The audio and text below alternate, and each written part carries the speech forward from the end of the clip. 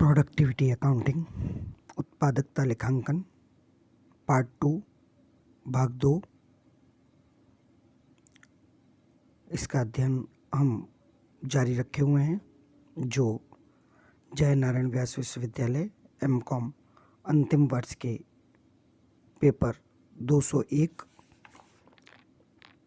Advance accounting second की इकाई 4 का अध्याय है।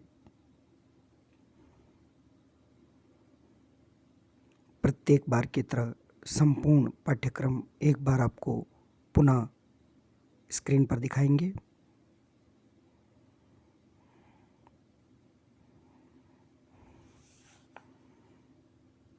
इकाई 4 का जो अध्याय अभी हम अनवरत जारी रखे हुए हैं वह लाल रंग से दर्शाया गया है।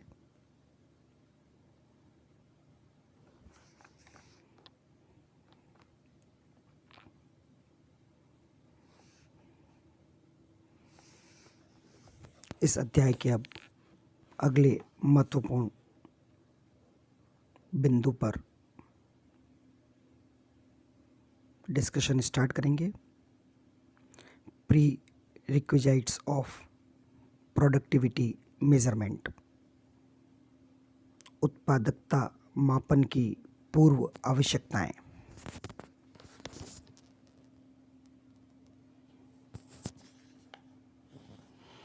किसी औद्योगिक इकाई में उत्पादकता का अनुमान लगाने से पूर्व एक आंतरिक एवं बाहरी वातावरण तैयार करना आवश्यक है ताकि उत्पादकता का सही मापन किया जा सके और इसमें उत्तरोत्तर वृद्धि की जा सके। इसके लिए जो कार्य करने आवश्यक होते हैं वे इस प्रकार हैं। नंबर 1, सीमित साधनों का अधिकतम या अनुकूलतम प्रयोग करने हेतु सर्वप्रथम उत्पाद फलन प्रोडक्शन फंक्शन पर पहले से विचार किया जाना चाहिए और सभी संयोगों में से उस संयोग का चयन करना चाहिए जिससे अधिकतम या अनुकूलतम उत्पाद मात्रा प्राप्त हो सके। नंबर 2, प्रत्येक उत्पादन साधन तथा उत्पादन साधनों के संयोग के उपयोग के प्रमाप तथा साथ ही उनके अपेक्षित उत्पादन मात्रा के प्रमाप पूर्व निर्धारित होने चाहिए। नंबर 3, साधनों के कुशल उपयोग के लिए लागत नियंत्रण, लागत न्यूनीकरण आदि की योजनाएं क्रियाशील होनी चाहिए।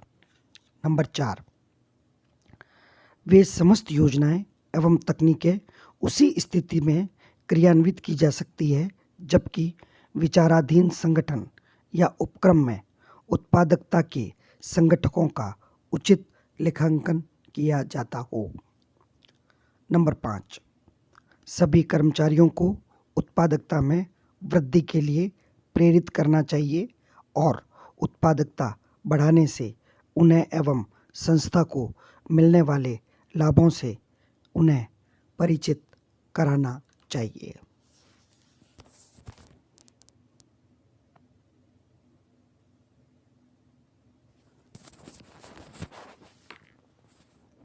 Objects, profits and significance of productivity measurement, उत्पादकता मापन के उद्देश्य, लाभ एवं महत्व।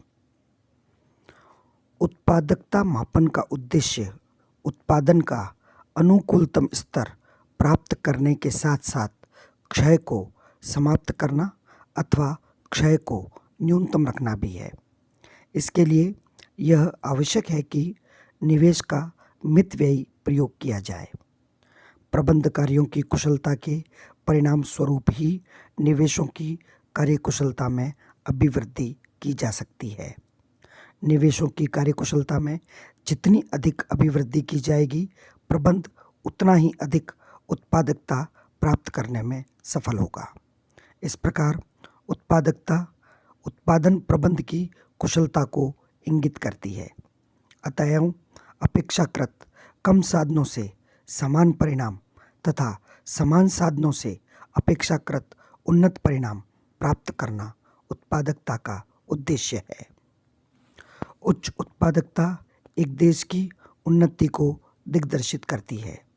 समाज के सभी वर्गों यथा श्रमिक, उपभोक्ता, व्यापार तथा व्यवसाय, उद्योग तथा राष्ट्र की बढ़ी हुई उत्पादकता के फलस्वरूप लाभ होता है, जिससे संपूर्ण विकास होता है।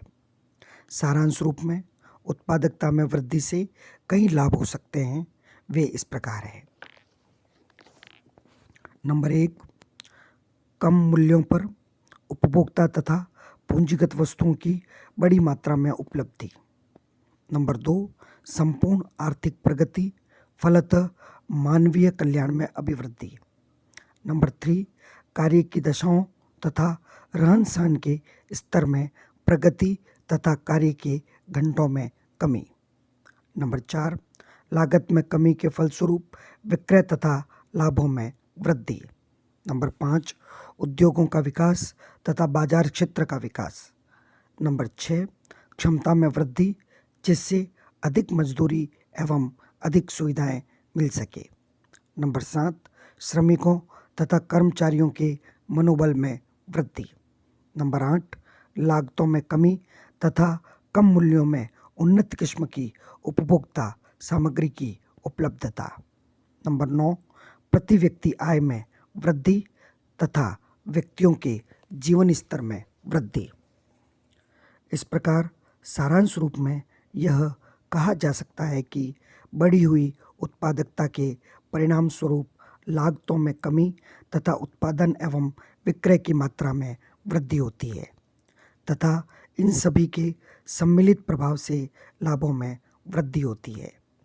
यहाँ यह स्पष्ट कर देना आवश्यक प्रतीत होता है कि बढ़ी हुई उत्पादकता से किसी एक वर्ग विशेष को ही लाभ हो, ऐसा नहीं है, बल्कि बढ़ी हुई उत्पादकता श्रमिक, उपभोक्ता तथा अंतिम रूप से संपूर्ण राष्ट्र के लिए लाभकारी होती है।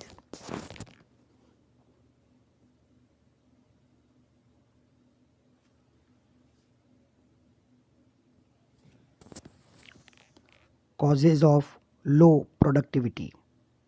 निम्न या कम उत्पादकता के कारण। संस्था में न्यून उत्पादकता के कारणों की विस्तृत जांच की जानी चाहिए ताकि यह सुनिश्चित किया जा सके कि उत्पादकता में कमी क्यों हुई है। इन कारणों को दूर करके उत्पादकता में वृद्धि की जा सकती है। उत्पादन में कमी कई कारणों से उत्पन्न होती है, जिनका विवरण इस प्रकार है। नंबर 1, मुद्रा प्रसार की स्थिति में श्रमिकों का वेतन व भत्ते बढ़ा दिए जाते हैं, किंतु उनकी कार्यकुशलता में सुधार नहीं होता, जबकि वेतन में वृद्धि उनकी कार्यकुशलता में सुधार के साथ होनी चाहिए। यह इसलिए आवश्यक है कि सदैव यह संभव नहीं है कि जिस अनुपात में लागत बढ़े उसी अनुपात में वस्तु का मूल्य बढ़ाया जा सके। नंबर 2, संस्था में कार्यरत अप्रत्यक्ष श्रमिकों की उत्पादकता का निर्धारण करना कठिन कार्य है, अतः कार्य का दोहराव होता है और व्यर्थ ही कागजी कार्यवाही में समय व धन का अपव्यय होता है। नंबर 3, सही प्रकार की सामग्री सही समय व सही मूल्य पर उपलब्ध न होने से उत्पादन लागतों में वृद्धि होती है और उत्पादन सही समय पर नहीं हो पाता है। नंबर 4, व्यापार में प्रतिस्पर्धा बढ़ने से लाभ अर्जित करने के अवसर कम प्राप्त होते हैं। तकनीकी विकास भी उच्च सीमा तक पहुंच गया है, जिससे भविष्य में लागतों में और कमी की संभावनाएं बहुत ही क्षीण प्रतीत होती है। नंबर 5, सरकार द्वारा नित्य नए प्रकार के अधिनियम बनाने से और जन साधारण की इनके प्रति जागरूकता बढ़ने से उत्पादकता में वृद्धि करना बहुत ही कठिन हो रहा है। नंबर 6, भौतिकवादी युग में संस्था के कर्मचारियों के नैतिक स्तर में निरंतर गिरावट आ रही है और श्रम संघों का वर्चस्व बढ़ने से कार्य के स्तर में भी गिरावट आ रही है। नंबर 7, विशिष्टीकरण का प्रयोग करने से कार्य का विभाजन छोटे से छोटे स्तर पर हो रहा है, जिससे संस्था के कर्मचारियों में एकरूपता होने से कार्य के प्रति अरुचि उत्पन्न हो रही है और उत्पादकता में ह्रास हो रहा है। नंबर 8, एक संस्था का बाह्य तत्वों एक्सटर्नल फैक्टर्स पर कोई नियंत्रण नहीं रहता, अर्थात पोस्ट ऑफिस, बैंक, संचार के साधन, देश की आंतरिक समस्याएं, विदेश नीति आदि। अतः उत्पादकता के स्तर में वांछित वृद्धि करना संभव नहीं हो पाता है।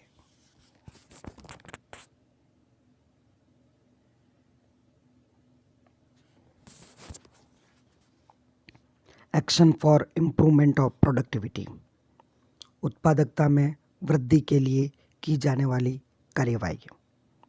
उत्पादन में गिरावट के कारणों की खोज करके उन कारणों की पुनरावृत्ति रोकने का प्रयास किया जाता है, जिससे संस्था उन क्षेत्रों का चयन कर सके जहां मात्र थोड़े से प्रयास से ही उत्पादकता में वृद्धि की जा सके। इसके लिए कई बिंदुओं पर ध्यानाकर्षण किया जा सकता है। उनमें से कुछ महत्वपूर्ण बिंदु इस प्रकार है। नंबर 1, नवीनतम तकनीक एवं मशीनीकरण को प्रोत्साहित किया जाना चाहिए। नंबर 2, संस्था में उत्पादकता वृद्धि का वातावरण बनाकर सभी प्रकार के कर्मचारियों द्वारा किए गए कार्य का मूल्यांकन करना चाहिए। नंबर 3, प्रबंध के सभी कार्यों में यथा नियोजन, निर्णयन, संप्रेषण आदि में कंप्यूटर का प्रयोग करना चाहिए ताकि सही, शीघ्र व मितव्ययी रूप से कार्य किया जा सके। संस्था के कर्मचारियों को उसी कार्य पर लगाना चाहिए जो उनके लिए श्रेष्ठ है, जिससे कि उनके कार्य में एकरूपता व नीरसता न रहे। नंबर 5, उत्पादकता में वृद्धि के लिए सतत रूप से शोध व अनुसंधान कार्यक्रम चलाने चाहिए। नंबर 6, प्रति इकाई लागत में कमी करने के लिए पूंजीगत विनियोजन किया जाना चाहिए। नंबर 7, संस्था के संगठन में व ग्रुप में स्वस्थ प्रतिस्पर्धा को प्रोत्साहित करना चाहिए। इसके साथ ही अंतर फर्म तुलना द्वारा समय, धन व साधनों का दुरुपयोग रोकना चाहिए। नंबर 8, उस प्रक्रिया, प्रोग्राम, प्रविधि, व्यक्ति, स्थान एवं उपकरण का प्रयोग बंद कर देना चाहिए जिससे कोई उपयोगिता नहीं मिल रही हो। नंबर 9, संपूर्ण ध्यान लागत नियंत्रण पर ही केंद्रित न करके उन परिस्थितियों का अध्ययन करना चाहिए जिनसे कार्यकुशलता यानी एफिशिएंसी व प्रभावोत्पादकता यानी इफेक्टिवनेस में वृद्धि की जा सके। नंबर 10, समय समय पर योग्यता व कार्यकुशलता में वृद्धि के लिए कर्मचारियों को प्रशिक्षण देना चाहिए। नंबर 11, संस्था का संगठन ढांचा इस प्रकार का होना चाहिए कि कार्य का स्पष्ट विभाजन हो, अधिकार व उत्तरदायित्वों का स्पष्ट निर्धारण हो सके तथा कार्यों का दोहराव न हो। नंबर 12, उत्पादन की किस्म व लागत में कम से कम परिवर्तन करते हुए उत्पादन समय में प्रभावी कमी लाने का प्रयास किया जाना चाहिए। नंबर 13, संस्था में कार्य निष्पादन परफॉर्मेंस एनालिसिस विश्लेषण के स्थान पर उत्पादकता विश्लेषण प्रोडक्टिविटी एनालिसिस को प्राथमिकता देनी चाहिए। नंबर 14, श्रमिकों को समयानुसार वेतन न देकर कार्यानुसार वेतन दिया जाना चाहिए। अनुत्पादक समय में कमी करने का प्रयास निरंतर जारी रहना चाहिए। पॉइंट नंबर 15, कर्मचारियों को यह आभास होना चाहिए कि उत्पादन में वृद्धि से ही अंततः उनका वेतन बढ़ाया जा सकता है। अर्थात उत्पादकता वृद्धि का अर्थ है उनकी वेतन वृद्धि। नंबर 16, एक निश्चित अवधि के पश्चात या सतत रूप से उत्पादकता अंकेक्षण प्रोडक्टिविटी ऑडिट किया जाना सुनिश्चित करना चाहिए।